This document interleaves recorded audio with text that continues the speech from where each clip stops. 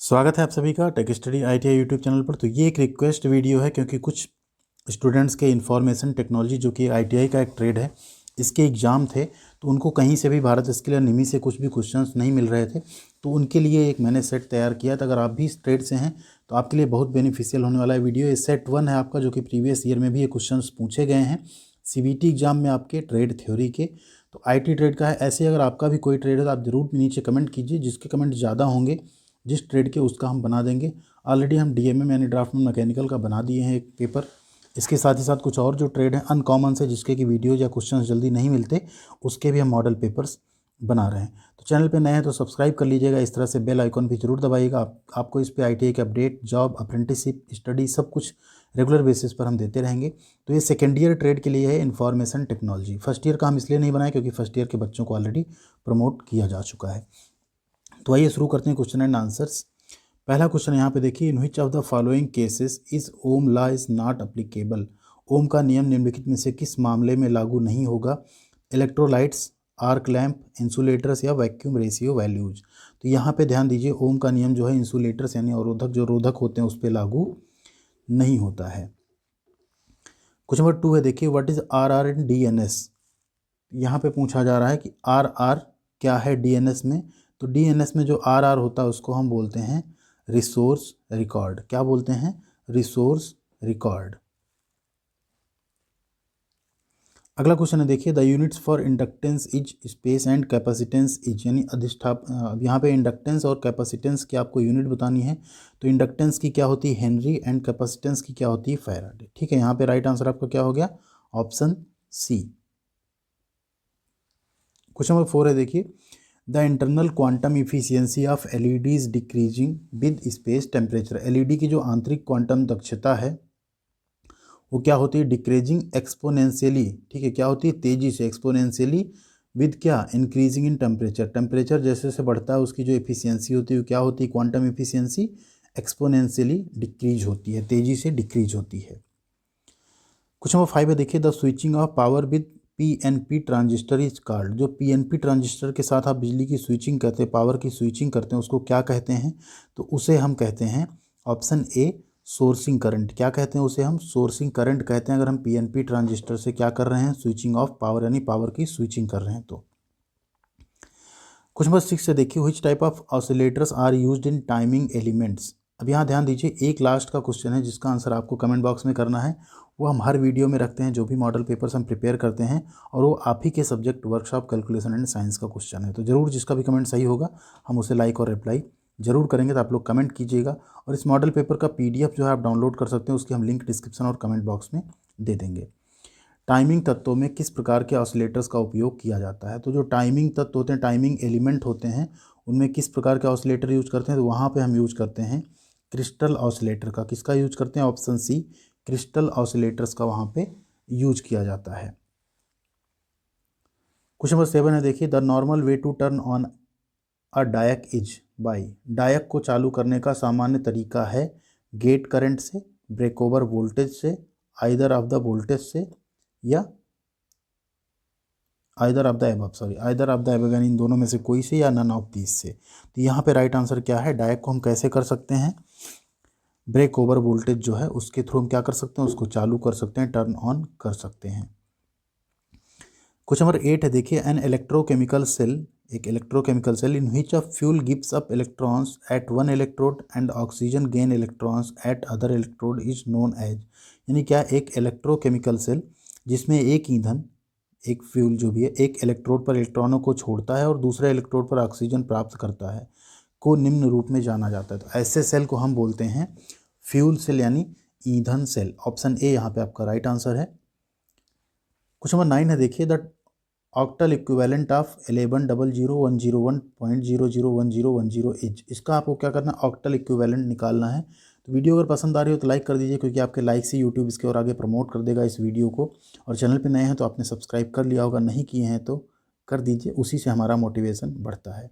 तो इसको आप अगर ऑक्टल इक्विवेलेंट में कन्वर्ट करेंगे, आप सभी लोग कन्वर्ट करना जानते होंगे, यहाँ हम कन्वर्ट करके नहीं दिखा रहे हैं। तो इसकी वैल्यू आएगी 145.12। ऑप्शन बी आपका राइट आंसर होगा 145.12। क्वेश्चन नंबर 10 है, देखिए in data communications non periodic signals, data संचार में इसमें से नॉन पीरियोडिक सिग्नल कौन सा है? ये सारे तीनों आप देखेंगे ना तो क्या है, पीरियोडिक सिग्नल हैं। इसमें राइट आंसर क्या हो जाएगा आपका फिर, नन ऑफ दीज, क्योंकि साइन वेव, डिजिटल सिग्नल्स और एनालॉग सिग्नल्स ये सभी क्या हैं, पीरियोडिक सिग्नल्स हैं। अगला क्वेश्चन नंबर 11 है, देखिए इन CMOS inverter transistor is a switch having. CMOS inverter में ट्रांजिस्टर एक स्विच होता है। तो जो CMOS इन्वर्टर होता है एक्चुअल में आपका, क्या एक तरह का फील्ड इफेक्ट ट्रांजिस्टर रहता है। इसका क्या होता है, इसका जो रेजिस्टेंस है ना, वो उसमें क्या होता है, फाइनाइट ऑफ रेजिस्टेंस। एक होता है इनफाइनाइट ऑन रेजिस्टेंस, फिर होता है फिनिट ऑफ रेजिस्टेंस, एक होता है बफर या इन्फिनिट ऑफ रेजिस्टेंस। तो यहाँ क्या होगा, option B, finite of resistance. Question number 12 है, देखिए devices that accepts data from outside computer and transfer into CPU are called. बहुत ही सिंपल क्वेश्चन है। ऐसे उपकरण जिन्हें बाहरी कंप्यूटर से डेटा स्वीकार किया जाता है, ठीक है, और CPU में क्या करते हैं, हम स्थानांतरित करते हैं, तो ऐसी डिवाइस को हम क्या बोलते हैं, ऐसी डिवाइस को हम बोलते हैं इनपुट डिवाइस। क्या बोलते हैं, इनपुट डिवाइस।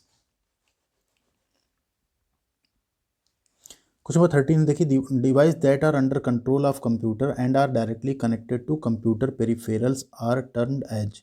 वह उपकरण जो कंप्यूटर के नियंत्रण में हैं और कंप्यूटर के बाह्य उपकरणों से सीधे जुड़े हुए हैं, उन्हें हम क्या कहते हैं, तो ऐसे उपकरण को, ऐसे इक्विपमेंट्स को क्या कहेंगे, ऑफलाइन डिवाइस कहेंगे, ऑनलाइन डिवाइस कहेंगे, इन गेट डिवाइस कहेंगे या इफ गेट डिवाइस कहेंगे। इनको हम कहते हैं ऑनलाइन डिवाइस। क्वेश्चन नंबर 14 है, type of computer data transmission in which start stop transmission bits are not required is term as. Computer data transmission का प्रकार जिसमें ट्रांसमिशन बिट्स को शुरू करना या बंद करना आवश्यक नहीं है को निम्न के रूप में जाना जाता है। सिंक्रोनस यानी एक समय का, पल्स या नाड़ी, एसिंक्रोनस या इंटरमिटेंट। तो ऐसे डेटा ट्रांसमिशन को हम क्या बोलते हैं, सिंक्रोनस डेटा ट्रांसमिशन कहते हैं। क्वेश्चन नंबर 15 है, देखिए space LAN topology describes the possible connections between pairs of network end point that can communicate. LAN topology network के अंत बिंदुओं के जोड़े के बीच संभावित कनेक्शन का वर्णन करती है जो संवाद कर सकते हैं, जो कम्युनिकेट कर सकते हैं। कॉम्प्लेक्स यानी जटिल, फिजिकल यानी भौतिक, लॉजिकल यानी तार्किक या इंक्रीमेंटल। तो यहाँ पे क्या है, लॉजिकल लैन टोपोलॉजी जो है वो डिस्क्राइब करती किसके लिए, पॉसिबल कनेक्शन किनके बीच में, between pair of network end point that can communicate, ठीक है। क्वेश्चन नंबर 16 है, a point two point protocol over Ethernet is a network protocol for. Ethernet पर एक बिंदु से दूसरे बिंदु के प्रोटोकॉल के लिए एक नेटवर्क प्रोटोकॉल है। तो इसे हम क्या कहते हैं, इसे हम कहते हैं ईथरनेट फ्रेम के अंदर PPP फ्रेम को इनकैप्सुलेट करना, encapsulating PPP frames inside ethernet frames. Question number 17 है, देखिए विच टू राउटिंग या रूटिंग आप जो इसको पढ़ते हो, protocols can be redistributed into OSPF by a Cisco router. यहाँ ध्यान दीजिए, OSPF क्या होता है आपका, OSPF को हम लोग बोलते हैं ओपन शॉर्टेस्ट पाथ फर्स्ट। क्या बोलते हैं, ओपन शॉर्टेस्ट पाथ फर्स्ट। तो इसमें क्या होता है कि जो सिस्को राउटर द्वारा OSPF में कौन से दो राउटिंग प्रोटोकॉल हैं, राउटिंग बोलते हैं इसको, ठीक है, को पुनः वितरित किया जा सकता है। तो यहाँ पे आपका राइट आंसर क्या हो जाता है, RIPv2 एंड IPEI-GRP, ठीक है, ये यहाँ पे आपका हो सकता है। क्वेश्चन नंबर 18 है, which multiple access technique is used by IEEE 802.11 standard for wireless LAN. Wireless LAN के लिए IEEE 802.11 मानक द्वारा कौन सी मल्टीपल एक्सेस तकनीक का उपयोग किया जाता है। तो यहाँ पे जो मल्टीपल एक्सेस तकनीक है, CDMA, CSMA या CA, ALOHA, none of these. तो यहाँ पे राइट आंसर आपका CSMA CA, जिसका फुल फॉर्म होता है आपका carrier sense multiple access with collision, ठीक है, विद क्या होता है, कोलिशन। ए से होता है आपका अवॉइडेंस, ठीक है, इसका ये फुल फॉर्म होता है। तो आप लोगों ने इसके बारे में पढ़ा भी होगा, तो ये यहाँ पे क्या है, राइट आंसर है। क्वेश्चन नंबर 19 है, देखिए व्हाट इज WPA। WPA का आपको फुल फॉर्म बताना है। WPA क्या होता है आपका, होता है वाईफाई प्रोटेक्टेड एक्सेस। क्या होता है, वाईफाई प्रोटेक्टेड एक्सेस। अगला क्वेश्चन है, देखिए 20 नंबर, थोड़ा सा लंबा क्वेश्चन है, पढ़िएगा आप लोग। You have decided to install Windows server 2012 by choosing the service core installation option. If you want to install, configure or uninstall server roles remotely, what tool would you use? आपने service corps installation विकल्प चुनकर Windows server 2012 स्थापित करने का निर्णय लिया है। यदि आप सर्वर भूमिकाओं को दूर से स्थापित, कॉन्फ़िगर या अनइंस्टॉल करना चाहते हैं तो आप किस टूल का उपयोग करेंगे? अब आप दूर से अगर ये सारी चीज़ें करना चाहते हैं तो आप कौन सा टूल यूज़ करेंगे? Windows PowerShell, any of these, server manager या रिमोट सर्वर एडमिनिस्ट्रेशन टूल्स यानी RSAT, दूरस्थ सर्वर व्यवस्थापन उपकरण। तो यहाँ पे आपका राइट आंसर है option B, any of these. इन तीनों में से हम कोई भी यूज कर सकते हैं। क्वेश्चन नंबर 21 है, देखिए which command is use to record a user login session in a file. किसी फाइल में उपयोगकर्ता लॉगिन सत्र रिकॉर्ड करने के लिए किस कमांड का उपयोग किया जाता है? मैक्रो, रीड, स्क्रिप्ट या नन ऑफ दीज। तो यहाँ पे आपका राइट आंसर है स्क्रिप्ट यानी कि लिपि, ऑप्शन सी। बहुत ही इंपॉर्टेंट क्वेश्चन है। अगर आपका भी पेपर इंफॉर्मेशन टेक्नोलॉजी से तो जरूर देखिए, अपने दोस्तों के साथ भी शेयर कीजिए अगर उनका पेपर है तो। क्वेश्चन नंबर 22 है, which command is use to display the operating system name. Operating system नाम प्रदर्शित करने के लिए किस कमांड का उपयोग किया जाता है? OS का, यूनिक्स, कर्नल, यूनेम। तो यहाँ पे क्या है, ऑपरेटिंग सिस्टम नाम प्रदर्शित करने के लिए हम क्या करते हैं command? Uname, option D. Question number 23 है, colour and pattern use to fill a closed shape is called. बंद आकार को भरने के लिए उपयोग किए जाने वाले रंग और पैटर्न को कहा जाता है? शेप यानी आकार, वर्ड आर्ट, फिल स्टाइल या फिल बैक। इसको हम बोलते हैं fill style, option C, fill style या शैली भरे हिंदी में लिखा हुआ हो। अगला क्वेश्चन देखिए, क्वेश्चन नंबर 24 है, statistical calculation and preparation of tables and graphs can be done using.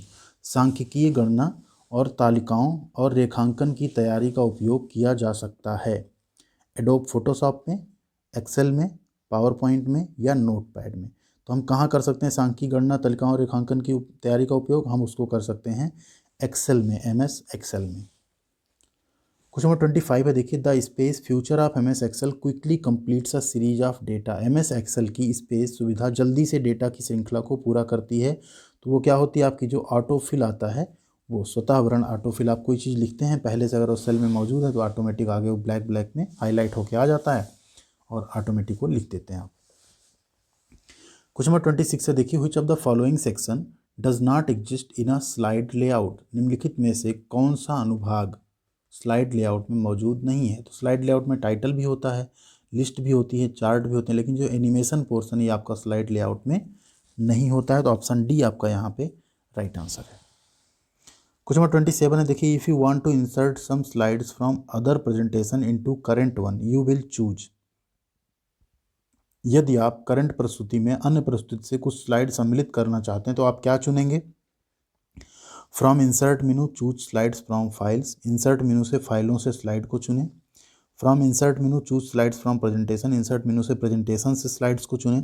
From insert menu choose slides या नन ऑफ दीज। तो यहाँ पे क्या राइट आंसर है? From insert menu choose slides from file. Insert मेनू से क्या करेंगे? फाइलों से हम स्लाइड को चूज करके वहाँ पे इंसर्ट कर लेंगे।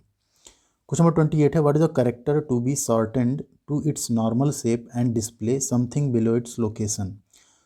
कैरेक्टर को उसके सामान्य आकार में छोटा करने और उसके स्थान के नीचे कुछ प्रदर्शित करने के लिए किया जाता है। सुपर स्क्रिप्ट यानी ऊपर की ओर लिखा हुआ, ड्रॉप कैप, सब स्क्रिप्ट या अलाइनमेंट। तो हम क्या लिखते हैं वहाँ पे?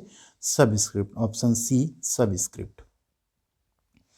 क्वेश्चन नंबर 29 है, what is the extension of file created in page maker. एक पेज मेकर में बनाई गई फाइल का एक्सटेंशन क्या होता है? PSD, PMD, TIFF या TXT। तो पेज मेकर में जो आप बनाते हैं उसका क्या होता है? PMD, option B, PMD। Question number 30 है, Corel draw is a space based drawing application package. Corel draw एक आधारित ड्राइंग पैकेज एप्लीकेशन है। तो कोरल ड्रा किस पर आधारित है? कोरल ड्रा आपका आधारित है वेक्टर पे, option D, vector. Question number 31 है, space tool is used for cropping. कौन सा टूल, उपकरण, उपयोग? अब यहाँ क्रॉपिंग मीन्स आ गया हिंदी इसका फसल, एक्चुअल में क्रॉपिंग वो नहीं है। क्रॉपिंग के लिए उपयोग किया जाता है knife tool, zoom tool, shape tool या पिक टूल। तो यहाँ पे राइट आंसर क्या है? Option C, shape tool. Question number 32, which one of the following protocol is not used in internet, निम्नलिखित में से कौन सा प्रोटोकॉल इंटरनेट में उपयोग नहीं किया जाता है। HTTP यूज किया जाता है, DHCP यूज किया जाता है, DNS ये भी यूज किया जाता है, CCNA जो है ये एक प्रोटोकॉल नहीं है, ये इंटरनेट में यूज नहीं किया जाता है। क्वेश्चन नंबर 33 है, इंटरनेट वर्क्स ऑन, इंटरनेट काम करता है, किस पर काम करता है, पैकेट स्विचिंग पे, सर्किट स्विचिंग पे, both packet switching and circuit switching पे, या नन ऑफ दीज पे। तो इंटरनेट हमेशा किस पे काम करता है, आपका पैकेट स्विचिंग पे। क्वेश्चन नंबर 34 है, email address is made up of, email का पता किससे बना है, सिंगल पार्ट से, 2 पार्ट से, 3 पार्ट से या 4 पार्ट से। ईमेल किससे बना है, 2 पार्ट से। एक लोकल पार्ट होता है जो कि आपका यूजर नेम होता है, और अगला क्या होता है, डोमेन होता है। क्वेश्चन नंबर 35 है, the convenient place to store contact information for quick retrieval is, त्वरित पुनर्प्राप्ति के लिए संपर्क जानकारी संग्रहित करने के लिए सुविधाजनक स्थान क्या है, address box, message box, address book या नन ऑफ दीज। तो यहाँ पे राइट आंसर क्या है, एड्रेस बुक यानी पता पुस्तिका। क्वेश्चन नंबर 36 है, which element is used to get highlighted text in HTML5, HTML5 में हाईलाइट किए गए टेक्स्ट को प्राप्त करने के लिए किस एलिमेंट का उपयोग किया जाता है। तो यहाँ पे आपका राइट आंसर हो जाता है option C, mark. Question number 37 है, what is the file extension in Photoshop, Photoshop में फाइल का एक्सटेंशन क्या होता है। फोटोशॉप का जो फाइल एक्सटेंशन होता है वो होता है PSD, क्या होता है, PSD। क्वेश्चन नंबर 38 है, what kind of colours are red, yellow and blue, red and लाल, पीला और नीला किस प्रकार के रंग हैं, प्राइमरी हैं, सेकेंडरी हैं, टर्शियरी यानी तृतीयक हैं, या कॉम्प्लीमेंट्री हैं। तो ये कैसे रंग हैं, ये होते हैं आपके मुख्य रंग यानी प्राइमरी कलर। क्वेश्चन नंबर 39 है, if frames are displayed on screen fast enough we get an impression of, यदि फ्रेम स्क्रीन पर काफ़ी तेज़ी से प्रदर्शित होते हैं तो हमें इसका आभास होता है, सिग्नल, मोशंस का, पैकेट का या बिट्स का। तो हमें किसका आभास होता है, मोशंस का। क्वेश्चन नंबर 40 है, multimedia system require hard real time scheduling, multimedia system के लिए वास्तविक समय निर्धारण की आवश्यकता होती है। To ensure critical task will be serviced within timing deadline, यानी यह सुनिश्चित करने के लिए कि समय सीमा के भीतर महत्वपूर्ण कार्य किए जाएंगे। ऑप्शन बी है, to deliver the media file to the client, client को मीडिया फाइल देने के लिए। ऑप्शन सी है, टू मिनिमाइज द डिले, देरी को कम करने के लिए। या ऑप्शन डी है, फॉर सिक्योरिटी यानी सुरक्षा के लिए। तो यहाँ पे आपका राइट आंसर क्या है, यह सुनिश्चित करने के लिए कि समय सीमा के भीतर महत्वपूर्ण कार्य किए जाएंगे। ये हो गए 40 क्वेश्चन। अब आती है बारी आपकी, ये है आपका टेस्ट, ये है आपके workshop calculation and science second year का question. Which force acts on crankshaft, कौन सा बल क्रैंक साफ्ट पर कार्य करता है, shear force, torsional force, torsional प्रतिबल यानी टेंसाइल फोर्स, या कंप्रेसिव स्ट्रेस यानी संपीड़न प्रतिबल, torsional stress, shear stress, tensile stress या कंप्रेसिव स्ट्रेस। तो कौन सा स्ट्रेस काम करेगा आपका क्रैंक साफ्ट पे। जो भी आंसर सही हो आप लोग कमेंट करके बताइएगा। और वीडियो अगर पसंद आई तो लाइक आपने कर दिया होगा, नहीं किया तो कर दीजिए, वीडियो को शेयर भी कीजिए, साथ ही चैनल पे सब्सक्राइब नहीं किया कर लीजिए। आपको इस पे ITI की स्टडी, ITI के अपडेट्स, ITI की जॉब्स, ITI के अप्रेंटिसशिप सब कुछ रेगुलर बेसिस पे मिलता रहेगा। Thank you.